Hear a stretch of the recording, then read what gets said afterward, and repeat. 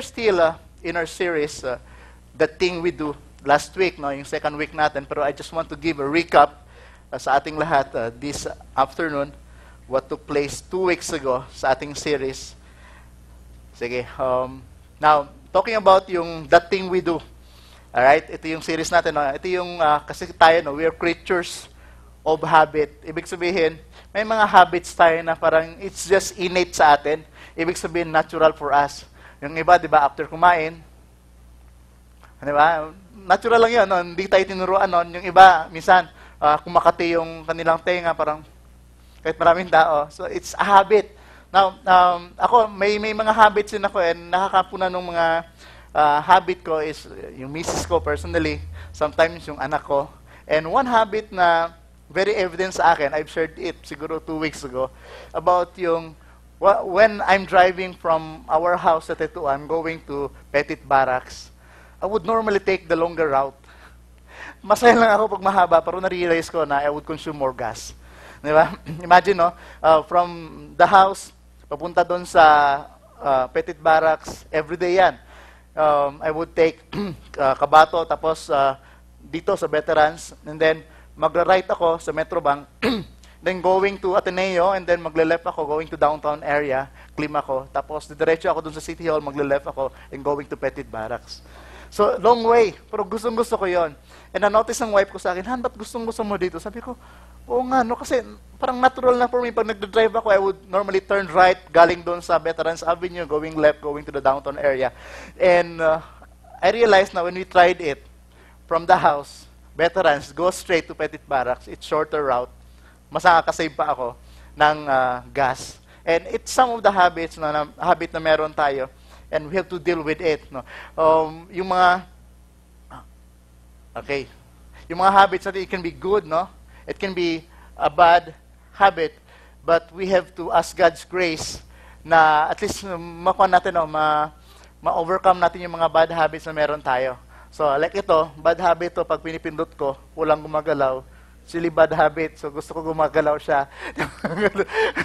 Anyway, so, yung mind daw natin, meron tayong parang mga cells, mga lines that would even direct us things to do every day, na parang impulse na lang sa atin. So, ibig sabihin, we don't think about it, but we keep on doing it. Sometimes, di ba, yung good habits natin would lead us to good destination. Yung mga bad habits natin would lead us to bad destination. And also, last 2 weeks ago, pinag-uusapan po natin yung ating, 2 weeks ago is yung reading the Word of God. Yung reading the Word of God po is very important for us as Christian. Ibig sabihin, nag-grow tayo sa ating relationship. When we read the Word of God, nakukultivate natin yung ating relasyon sa Panginoon. The Bible says in Joshua 1:8 that meditate God's Word day and night. No, do not depart from the Word of God, then meditate on it day and night. Then carefully doing what is written in it. And the Bible says that may promise po yun when we read the Word of God. Hindi lang yung connection natin with God, hindi lang yung maturity natin sa Kanya, but also, alright, yung prosperity also, kasi we can get wisdom from the Lord. Alright, next is that last week we talked about share God's life. Ibig sabihin, we fellowship with one another. Maganda yung atmosphere pag ganito, no? You get to worship God, you get to praise Him, and you get to meet new people, new faces every week. And not only that, nag-grow rin tayo in a relationship with other people. And sino natutuwa na you're here this evening? That you're glad na you've met 20 new friends today. Diba? Next week, ata 25.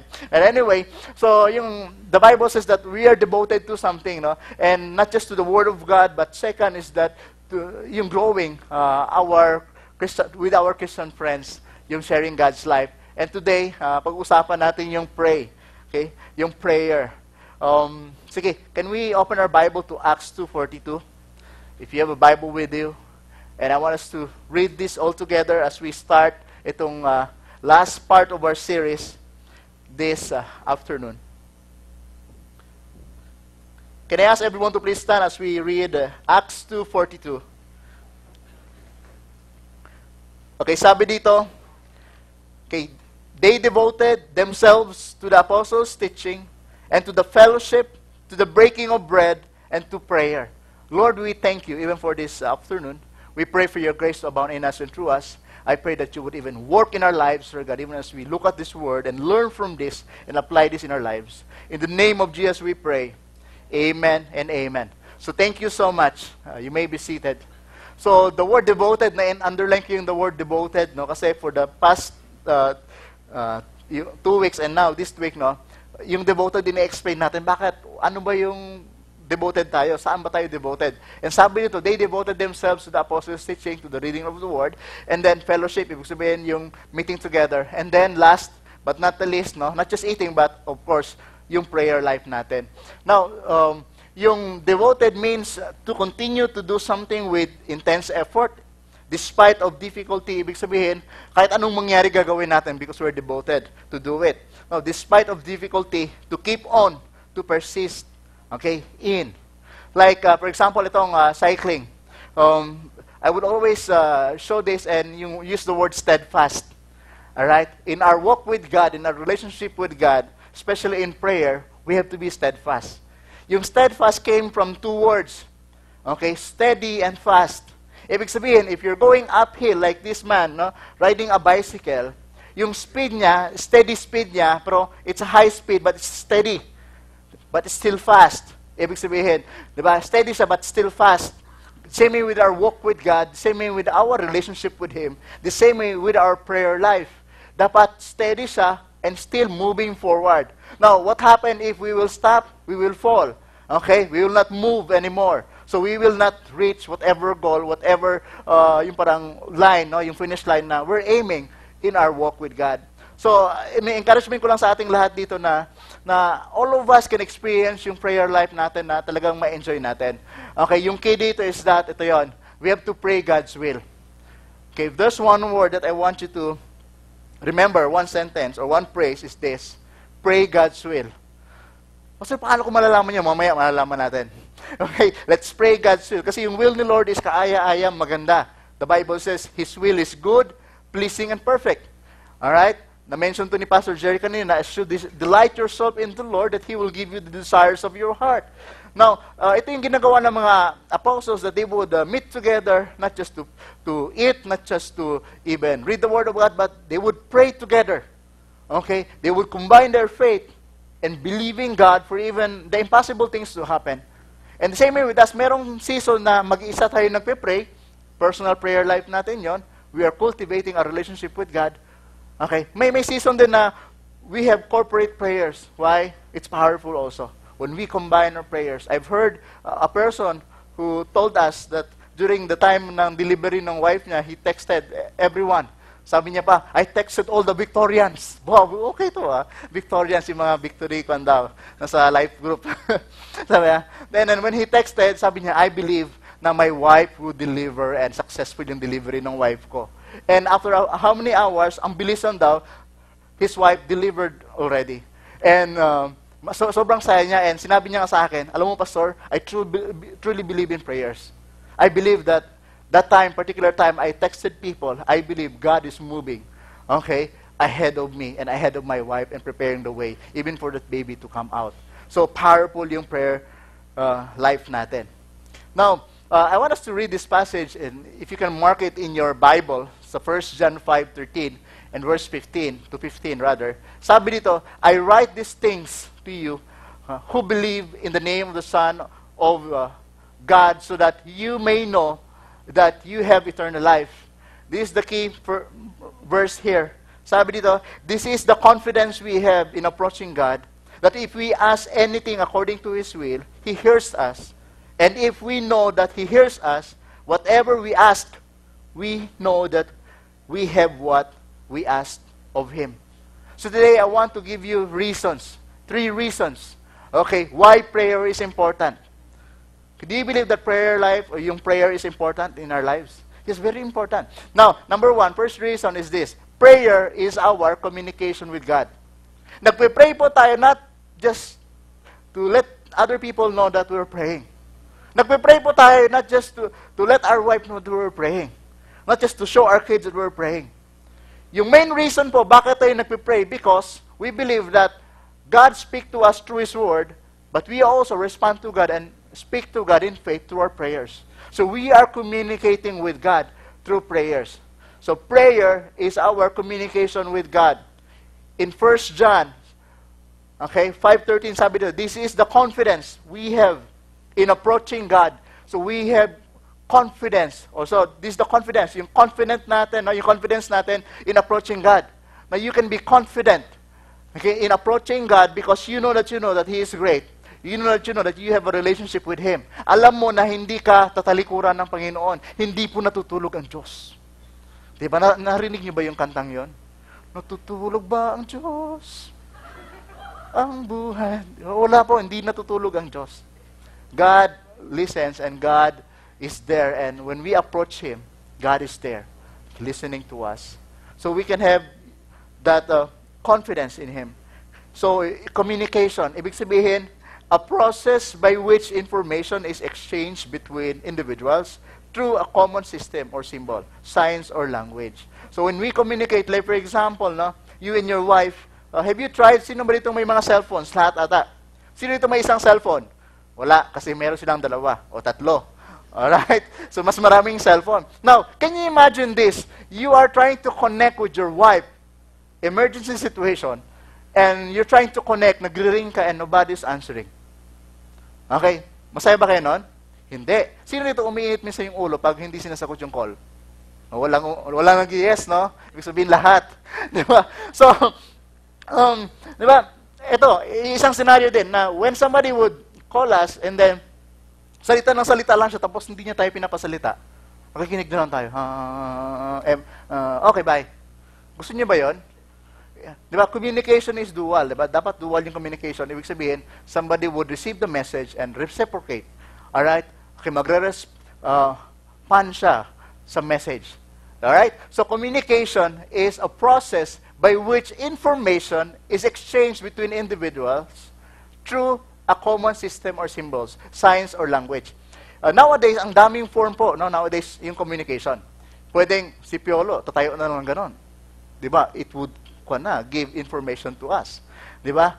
Si Pastor Jerry, dyan lang siya sa pintuan, gaganon lang siya. Alam nyo na merong message yun. Di ba? Yung mga posters and tarpaulins now, di ba? Hindi naman silang sasalita, pero pag nakikita natin siya, yung product and all, it communicates. Alright? But our way of communicating to God is through prayer. Okay, not a very religious prayer kasi sometimes feeling natin, Lord, hindi ako marunong mag-pray kasi sila lang kasi learned sila. Second is that expert sila. Third is that marami silang alam na words when it comes to prayer. Wrong mindset po yun. Okay, God delights the prayer of His people. We can be casual before the Lord. First time ko po naka-attend ng church way back 13 years ago. And after ng service, somebody prayed for me. Sabi niya sa akin, pwede ba kitang pag-pray? Paano yun? Kasi first time ko eh. Paano niya gagawin? Diba? Hindi ko alam. Pero sabi niya, masandali lang to. So pinag-pray niya ako, Lord, thank you for Romel. Thank you for bringing him here. We pray for destiny for this man. In Jesus' name, amen. A very simple prayer, but until now, I can still remember that simple prayer, and it worked in my life. I accept and I receive that prayer and believe in faith that God is a destiny for me. God is a future for me. And it became alive in my life. So yung prayer po, hindi kailangan na religious tayo, hindi kailangan na highfalutin words yung gagamitin natin. Simple words, casual words. Why? Because meron po tayong relationship kay God. We can just be casual before the Lord because of relationship. Can you imagine, no? Meron kang anak. Sino may anak dito? Or you are a son also to your dad. When you're approaching your dad. When you're approaching your dad, hindi ka naman ganito eh. Dad, pahinging tubig. Dad, may pagkain ka ba dyan? Dad. Tapos medyo religious ang dating. No. Diba? Pag alam mo, daddy mo siya, Dad, I'm hungry. Gutom na ako. Ang pagkain dito sa rep. Walang laman. Diba? Jollibee na lang tayo. Minsan ganon. So, meron tayong yung parang kumpiyansa sa sarili na He will provide and He will deliver. Because we can just approach God. God is just not yung parang holding a thunderbolt and then very yung parang nakakatakot na God. No. God is a gracious God, a relational God, and He is like a father to us. Alright, John 1:12, sabi dito, yet to all who receive Him, to those who believe in His name, He gave the right to become children of God. So we become a children of God. Can you imagine, no? That we become co-heirs with Christ. Ibig sabihin, whatever promises na meron in the past, like Abraham, Isaac, and Jacob, down the line to Jesus, and now we have Christ in our life, we become co-heirs of Christ. Ibig sabihin, kung anong na-promise sa kanila, we can claim it by faith. And that's the access that we have in God. Okay? Yet to all who receive Him, those who believe in His name, whose name? In the name of Jesus, He gave the right to become children of God. Hindi po tayo alien, hindi tayo outside the house, hindi po tayo outside the court, but we belong inside God's family, and we can access to God's resources, and we can access to God's faithfulness and love sa buhay natin. Okay, Matthew 11:28 in verse 30, sabi dito, sino may problema dito? May dinadala ngayon. Sino talagang heavy burden yung kinakarry natin? Ang sabi dito ng passage is this, "Come to me, all you are weary and burdened." Sino ba dito may dinadala ngayon? Diba? Sino ito may problema? The Bible says na we have to approach Him, and I will give you rest. Take my yoke upon you and learn from me, for I am gentle and humble in heart, and you will find rest for your souls. For my yoke is easy, and my burden is light. Wow! As we surrender everything to God in prayer, Lord, ang hirap, hindi ko na kaya to. Kasi minsan, di ba, may situation sa buhay natin, feeling natin talagang end of the world na. Di ba? Na wala talagang pag-asa. Surrender na ako. May masya. Di ba? No pwede kita artista. Di ba? Wala na. Minsan, yun yung, Lord, pwede pa ba? May chance pa ba ako? God says, come to me, all you are weary and burdened. Surrender to Him, and you will find rest in God. The Bible says, His burden is light. Alright? And His yoke is easy for each and every one of us. So amazing what God can do to us as we believe in faith in Him. In Mark 1:35, it says, very early in the morning, while it was still dark, Jesus got up, left the house, and went off to a solitary place where He prayed. Yung mga disciples nagugulat, but every morning si Jesus going into a solitary place alone. Sino kayang kadate nila? So merong holy chismis around them. Yung mga disciples, sino kaya kasama si Jesus? Kasi parang may kausap si Jesus. And not knowing, Jesus was spending time with the Father. Talking and communing with God the Father every day, early in the morning. So, yun pala yung reason bakit infused si Jesus, energetic siya and all. Because Jesus, I believe, but even the Bible says that He is the Lamb of God who takes away the sins of the world. Okay, it means that yung lamb kasi, picture ng lamb is a sacrifice.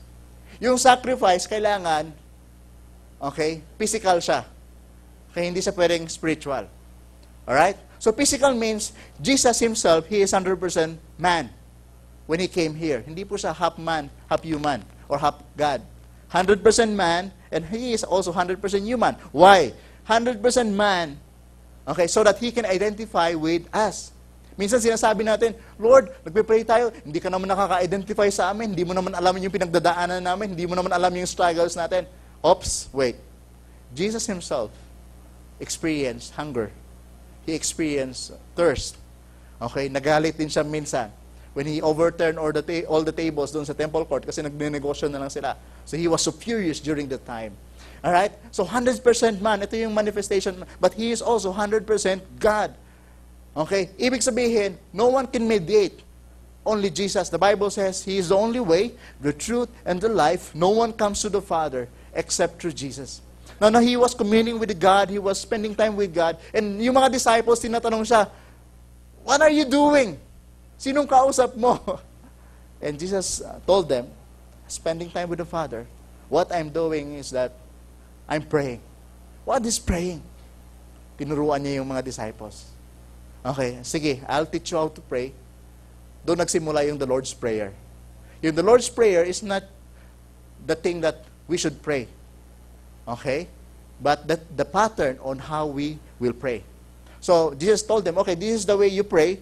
Pattern ito, okay, Our Father, who art in heaven, holy be your name. Okay? Ibig sabihin, He's king over all. He's there in control of everything. The kingdom come, and they will be done. Ibig sabihin, God reigns. He is over everything. And then, give us this day. And Jesus even encouraged the disciples to, what? To pray, okay, for your needs every day. Sino ba dito, you're praying for your needs? Araw-araw. Okay, Lord, I pray for this. Lord, wala nang gasol. Lord, wala nang oil. Lord, you pray for even little things in your life, in your kusina. Lord, wala na akong Q-tex. Lord, natubuan na po kong buhok dire. Patanggal na po na ako. Di ba? So, you're praying for even little things, no? And, natuto yung mga disciples to pray. And yun yung personal prayer natin. So we have to cultivate that personal prayer natin to connect with God. Because prayer is our communication with God. Jesus Himself spending time with the Father. Okay, prayer is our communication with God. Second is this, God hears us on all occasion. Okay, nakikinig po si Lord sa mga prayers natin. In 1 John, it says here, I underlined several words dito, but it's the same words. He hears us. In verse 15, and if we know that He hears us, whatever we ask, okay, we know that we have what we ask of Him. Alam natin na ma-acquire natin, ma-receive natin what we ask of Him. Why? Because He's listening to us. God listens to us. In Psalm 116, it says here, I love the Lord, for He heard my voice. Okay, He heard my cry for mercy. How many of you experienced that you are in your rock bottom, sub-sub ka na, problematic ka, parang wala nang purpose yung buhay mo, parang wala na, surrender ka na, parang, Lord, I need your help. And na-experience mo yung grace ni Lord sa buhay mo. Na-experience mo yung embrace ni Lord sa buhay mo. Na-experience mo yung still small voice telling you, my son, my daughter, I love you so much. Okay? I love the Lord for He heard my voice and He heard my cry of mercy. The Bible says that His ear is not too dull to hear, to listen to us. Diba? Malaki po yung tenga ni God. Like, can you imagine the God, no? Man, when you say malaki, because God is great, God is big. So hindi po siya giant, no? But the power of God can even allow us to be in awe of Him and allow us to understand His promises in our lives. And more than that, as we pray in faith. Ibig sabihin, yung prayers natin, hindi lang prayers, nababbling lang tayo. Okay, it can be a simple prayer, but you are in faith. Alam mo na, God is listening to you. Yung prayers natin, para siyang sweet aroma unto God's throne. When we utter it in faith, ibig sabihin, in Hebrews 11 verse 6, for without faith, it is impossible to please God. Ibig sabihin, when we utter, pag sinasabi natin yung prayers natin, when we pray to God in faith, it's like a sweet aroma unto His throne, and God is attracted to it. Because God, di ba, is attracted to faith. And how many of you here, you pray before eating? After eating? Before sleeping? Okay? I'm not just talking about that kind of prayers. Okay? In all occasion. Ibig sabihin, we pray not just because we start eating. We pray not just because we end the meeting. But we pray, we believe that whatever we ask, God is listening to us, and He will accomplish even great things in our lives. God hears us on all occasions. Sa lahat ng bagay po, God listens to us. Number 3, God answers the prayer of His people. So amazing si Lord, no? Hindi lang na we can communicate with Him. Not only that He is listening to us, but He also desires to give good gifts to His children. Ibig sabihin, yun yung desire ni Lord. Like for example, how many of you here, no, you are a dad or a mom? Okay, mommy and daddy. And may mga kids kayong maliliit. Di ba? And yung mga kids natin, ako, I have 2 kids. Okay, 5, yung isa 2 years old. Pag yung mga anak ko huhingi, Dad, I like this, Dad, I like this. Wala yung pakialam. Pag mahal or hindi mahal. Sa kanilang, meron silang faith. Sabi ko sa kanya, Hana, don't ask Daddy, you ask Jesus. Kasi malaki yung hinihingi niya. Sabi ko, you ask Jesus that God will provide for us and we'll be the one to deliver. But it's God who provided for it. Alright? So, God answers the prayers of His people. And nakakatuwa lang, no? In 1 John, sabi dito, okay, chapter 5, last part, sabi dito, we know that we have what we asked of Him. Okay, may faith na tayo. We're believing, diba? Faith is being sure of what we hope for and certain of what we do not see. Ibig sabihin, alam na natin, andyan na yun. Okay? Maybe some of us are not receiving why we haven't asked from God. Some of us, okay, hindi tayo naririnig ng Lord kasi we haven't knocked on heaven's door. Okay, God wants us to knock, and God wants us to, what? Receive, ask Him. Jeremiah 33 verse 3, sabi dito, call to me, and I will answer you. Ito yun yung question kanina, paano yung pastor? Di ba sabi nyo kanina, pray God's will, pero hindi ko alam yung will ni Lord. Ano ba yung will sa Tagalog? Kalooban or kaloob ng Panginoon. Di ba? Ano ba yung will ni Lord sa buhay ko? Sabi sa Bible, call to me. All the more, now we have to pray to God, connect with Him every day for us to know His will. Sabi dito, call to me and I will answer you and tell you great and unsearchable things you do not know. Ibig sabihin, kaya hindi natin alam kung ano yung will ni Lord. Pero the moment that we approach Him in prayer and in faith, God is revealing to us even unsearchable things in our lives. God would take yung mga scales pala, out of our eyes. Okay, tatanggalin ni Lord John for us to see things haven't seen before. Tatanggalin ni Lord yung mga dumi sa tenga natin for us to hear things haven't heard before.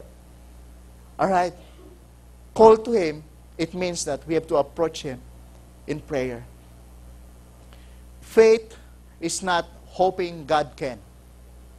It is knowing He will. He will do it. He can deliver. Nothing is impossible with God. That's why we have to have that kind of faith, a childlike faith. Natutuwa si Jesus sa mga childs. May mga babies dito, yung mga child, no? When they ask of something, when the dad would promise something to them, they would keep it. And they would mark it in their calendar. Ito sabi ni Daddy way back 2008. Ito sabi ni Mommy way back 2010. Hindi ko nakakalimutan ko. I'm claiming this promise. And paulit-ulit yung mga anak natin would remind us, Dad, you promised this. Dad, you promised this. Okay, they know that what we promise to them, we will fulfill. And sometimes, di ba, how we see God would greatly affect based on our experience with our parents. Pag meron tayong bad experience, like for example, may hiningi tayo sa parents natin, tapos always yung sagot na, hindi yan, sobrang yan, wag mo na yan, pag-pray. Hindi yan mangyayari. So, negative yung experience natin. Minsan, ganun yung tingin natin sa Panginoon. Hindi yan i-provide ni Lord. God cannot deliver.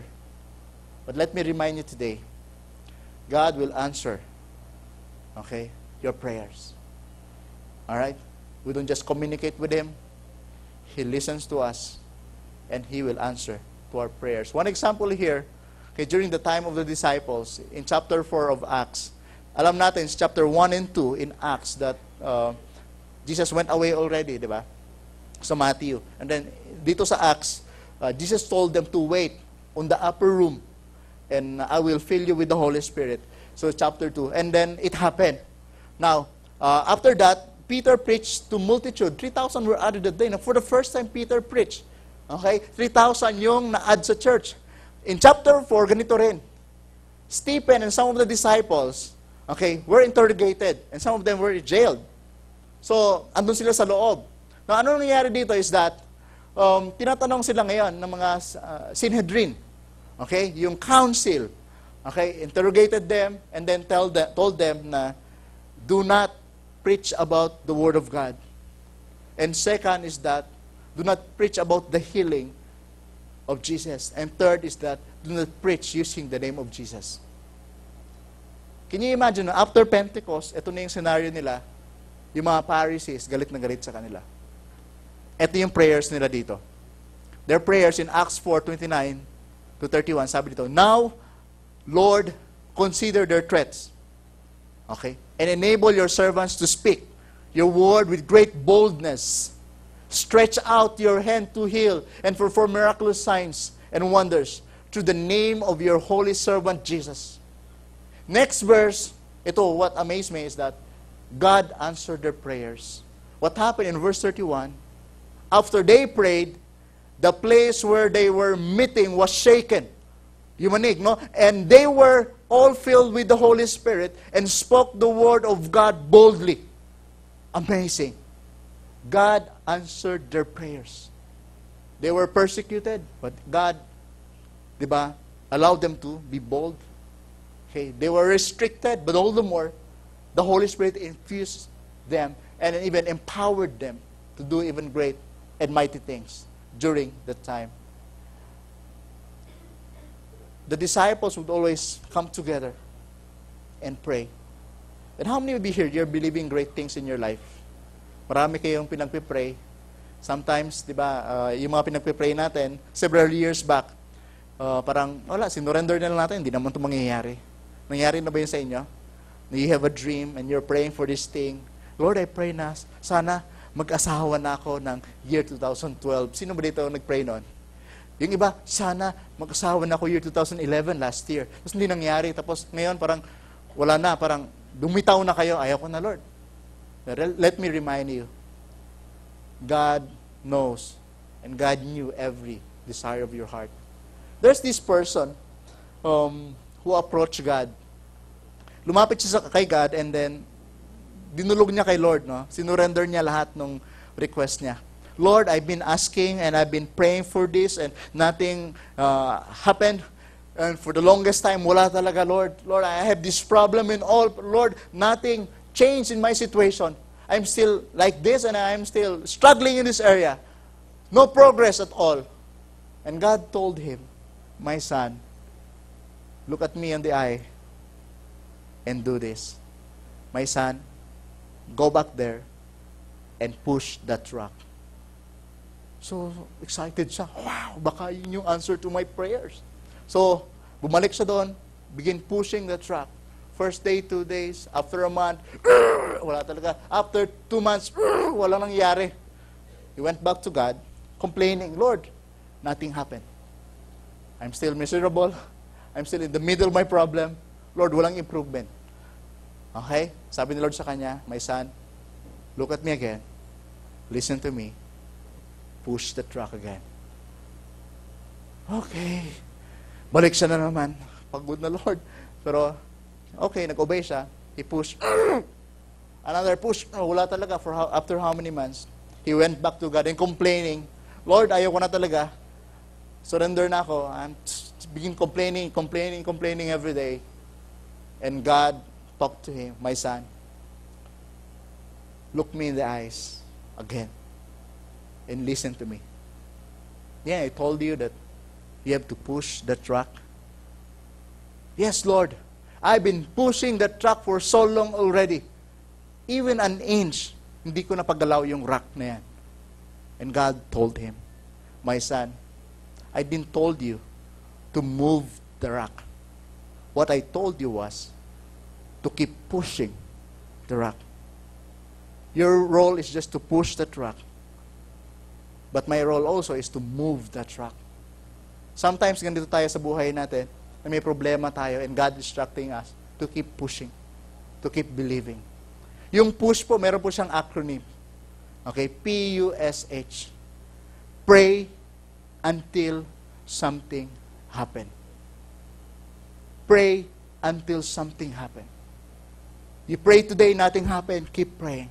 You prayed the other day, nothing happened, keep praying. After a month, keep praying, keep pushing, keep pushing. Surrender it to God because God will be the one to deliver, not us. Sometimes, we take that responsibility na tayo mag-accomplish ng mga bagay, hindi po pwede yun. Only God can accomplish great and mighty things in our lives. Our role is just to keep pushing. Keep believing. Do not quit. Pray until something happen. Alright, what happened to that person? Diba? As he was pushing for so long, God gave him muscle, the faith muscle, to believe and to wait for God's will to be done in his life. God gave him that ability to wait and trust in him. Now, Lord, I will obey. I will keep pushing and believing. And one day, diba, God will see that faithfulness in us. And God will deliver. Diba, I mentioned it several Sundays ago, that our role is just do the possible. And God's role will do the impossible things in our lives. Okay, look up to God and believe God and keep pushing and keep believing. Because He will deliver. He will answer, okay, our prayers. 1 John 5:13. I want all of us to read this. All right? 1 John 5:13. 14 down the line. Can all of us read this with conviction? All right? Verse 14, sabi dito, this is the confidence that we have in approaching God, that if we ask anything according to His will, He hears us. And if we know that He hears us, whatever we ask, we know that we have what we asked of Him. You know what? Every promise of God is just there in the heavenly realm. Andiyan na siya. Okay, what it takes for us is to trust in Him and have that faith. Not big faith, but even small faith. Okay, believing in Him because He is great. He is big. Okay, He can deliver. Alright? And I believe all of us here today, ito yung encouragement ko sa inyo, ulitin ko ulit. Okay, pray God's will. Ibig sabihin, Lord, Pastor, paano? Hindi ko pa alam. All the more you pray. Ask God's will in your life. Pray God's will. Sige, I just want to pray for all of us today. Yung several group of people. Siguro first group of people is that maybe you're holding on to a certain promise from God. Lord, ito yung promise mo sa akin, sa family, or maybe sa work, or maybe personal life, or emotionally, or emotional aspects sa buhay mo, maybe business, or breakthroughs that you're believing God for, and then you begin to withdraw it. You begin to stop believing it. And I want to pray for you even this time. If you're that, na merong somehow season in your life that you've doubted, and let me tell you, as you go back to God, and ask God to work in your life, nothing will be impossible. God can do even great things in your life. Even impossible things sa buhay natin. Sige. Let's pray. Can I invite the worship team to come up? Lord, I pray even for these people. Lord, I pray that your grace will abound in us and through us. Lord, I pray even for those people who are believing for great things in their lives. Lord, specifically in regard for two groups of people. First is that, or maybe they have sickness or disease. You have sickness or disease. That you are in your wall, feeling mo wala nang pag-asa. Feeling mo parang, Lord, wala na. Checkmate. And I believe God is saying to you right now, there's still hope. Because I'm bigger than your problem. I'm bigger than your concern. I'm bigger than that cancer.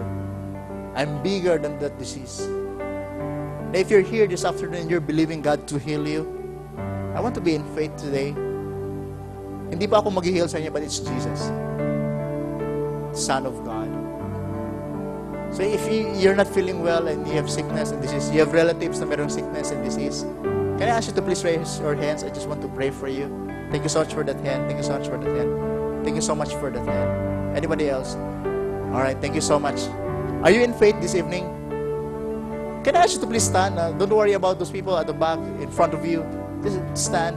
And as a church, I want us to be in faith, even for those people who are standing.